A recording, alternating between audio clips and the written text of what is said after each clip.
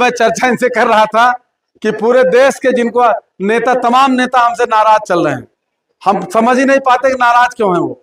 बस दिक्कत उनकी यह है कि हम कहते हैं कि शिक्षा से आपकी तरक्की होगी, शिक्षा से उन्नति होगी, लेकिन वो उन लोग कहते हैं यार ये तो श्यामलाल तो आकर गड़बड़ काम कर रहे हैं। वो लोग कहते हैं हमारा हाथ मजबूत कर दीजिए तो काम हो जाएगा, और हम कहते हैं शिक्षा से होगा। तो हमारा उनका वैमनस्यता इसी में चल रही है। बड़े नेता हमारा विरोधी कर रहे हैं। अब पता नहीं, मैं पूछता भी भाई हम तो कुछ ले भी नहीं रहे, कुछ मांग भी नहीं रहे, हम किसी पार्टी के लिए भी काम नहीं करते। हम ये भी नहीं कि हम किसी, हमारी किसी प्रतिद्वंदता भी नहीं है। जैसे भाई अगर हम किसी पार्टी में होते तो अगला पार्टी सोचता है भाई उस पार्टी में काम कर रहे हैं और उसमें ज्यादा समाज चला जाएगा तो हमारा नुकसान हो जाएगा। तो हम किसी पार्टी में नहीं है। हाँ, इतना जरूर कहते हैं कि आज तक हमने इस पे अध्ययन किया। जब आप सबसे बुजुर्ग लोग यहाँ बैठे हैं, सबसे बुजुर्ग लोग बैठे हैं ये, आप जब पहली बार वोट दे रहे होंगे तब भी जब चुनाव आया रहा होगा तो लोग यही कह रहे होंगे कि अब की बार हमारा हाथ मजबूत कर दो, अब की हमारा साथ दे दो, अब की वोट दे दो, इसके बाद सब सही हो जाएगा। याद करिए अपना समय, यही कह रहे। और उस समय भी आपने यही मान करके वोट दिया था कि बस बस अब जो बीत गई, अब किस मामला हमारा सब सही हो जाएगा। अब याद करिए उस बात को, लेकिन सही नहीं हुआ, आज भी सही नहीं हुआ।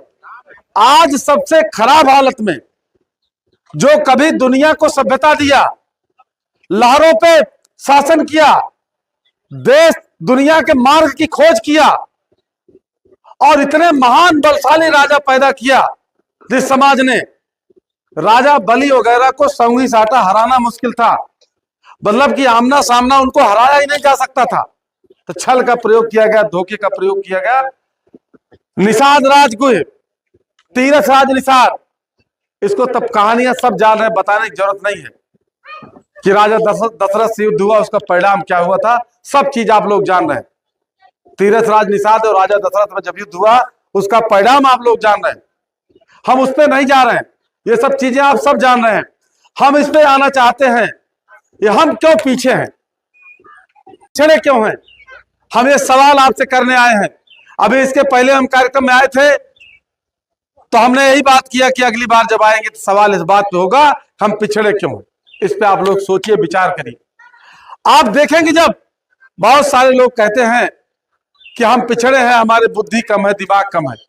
मैं आपको बता दूं, आपके अंदर, आपके बच्चों के अंदर वो जीन है और डीएनए है।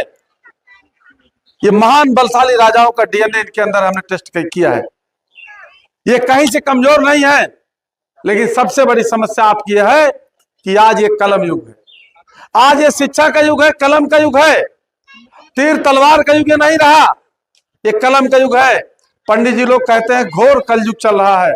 श्यामलाल मलाह कहता है कि घोर कलम युग चल रहा है।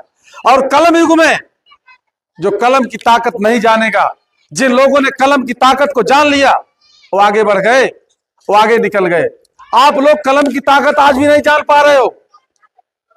और इसमें दोष बच्चों का नहीं है, दोष आपका भी नहीं है। बस समस्या यह है कि आज भी आप अंधविश्वास पाखंड में फंसे हुए हो।